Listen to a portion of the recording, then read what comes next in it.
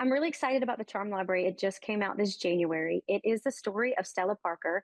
She's an assistant librarian, and she has a gift that she can see words. She can literally see words. They rise off of the page, they bounce over objects. And so she's been collecting words her whole life. And but what happens at the start of the story is that she's used her words and she's written a lot of poetry and love notes to her ex-boyfriend. I mean, she wrote them to him when they were together, but now they're not, and she's over him. So she decides to burn this journal and she throws it into the furnace in the basement of the library, and instantly words come out of the furnace. And these words look different than anything she has ever seen before. They are urgent and demanding, and they're kind of painful. She has no idea what they're trying to tell her, but she knows they're trying to tell her something. So she starts writing them down. But also, about the same time, the head librarian, he takes a leave of absence, and Stella is, trying to handle the library on her own, but she encounters strange characters in the library after hours. And one of them looks a lot like her first fictional crush. And then he introduces himself as her first fictional crush. His name is Jack. And Stella, of course, does not believe he's real. But he says, no, no, no, I'm really Jack from your favorite novel, because there's magic hidden in this library. And the head librarian, he's been using it for years to bring out fictional characters from their books. Well, Stella still doesn't believe him. So Jack says, I'm going to show you. So he shows her where the magic is. He shows her how to use it. She still doesn't believe it, but she's going to try it out because, of course, right? She's got to try it out. So when she tries it out, she brings out a fictional villain. And it's total chaos inside the library because, of course, it works. So she's got the fictional villain. She's got these words that are appearing to her. She doesn't know what they're trying to tell her. She's got her first fictional crush. But one thing you should know is when you bring a character out of their book, they can only stay for 14 days because that's as long as you can check out a library book. So Jack, he's already been out of his book. So he's already on that time clock. His time is running out. But that also means the fictional villain, well, she's stuck with him for 14 days. So it's a lot of chaos, but it is a whole lot of fun. It was so fun to bring out literary characters that you're going to recognize. The beloved Mr. Darcy, he's out. And one that you might be surprised by is Robinson Crusoe. But it's really fun to explore those characters and not necessarily reinvent them, but reimagine them by my own way.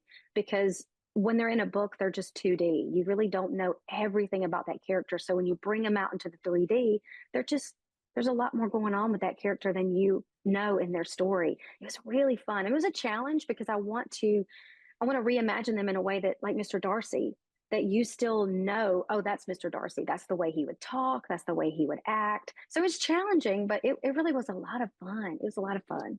The rules are the character can only come out for 14 days. You can't put them back. You have to wait the 14 days.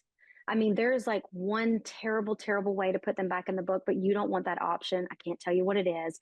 They also need to stay in the library because if a character gets out of the library and gets lost and something happens to them, you lose them from literature forever.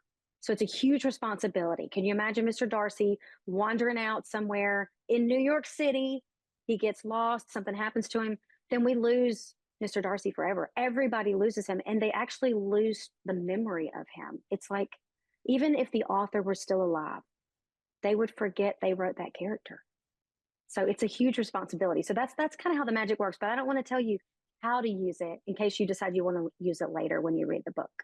It actually, it adds that element of angst and just that tenseness that he's on a time clock, right? He's got less than 14 days because Stella didn't bring him out of his book. The head librarian did.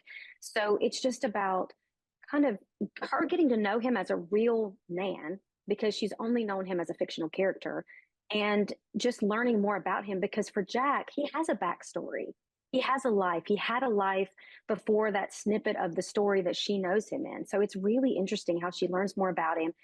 Can they leave the library? Possibly, possibly. But then they're going to come back.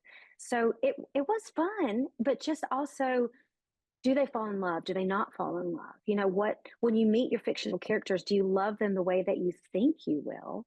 Or are they slightly different? Or do you love them more? I mean, it was really, golly, I love that aspect because of that. You've only got so much time. And then what happens when it's time for him to go back in his book?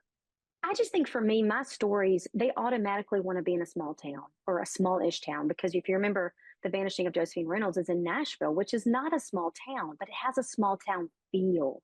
It's not so overwhelming. You can get outside of the city, you can get into green space, you can get into the city easily. So it has these little pockets.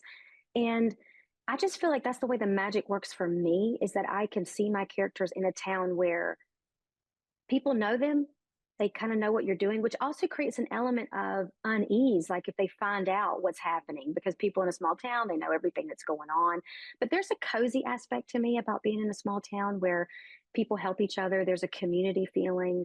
I really gravitate toward that. I mean, I appreciate a big city, but it would be unlikely for me to put one of my books in a real big city, because to me it's about being that smaller community and that enclosure that you have within the city boundaries.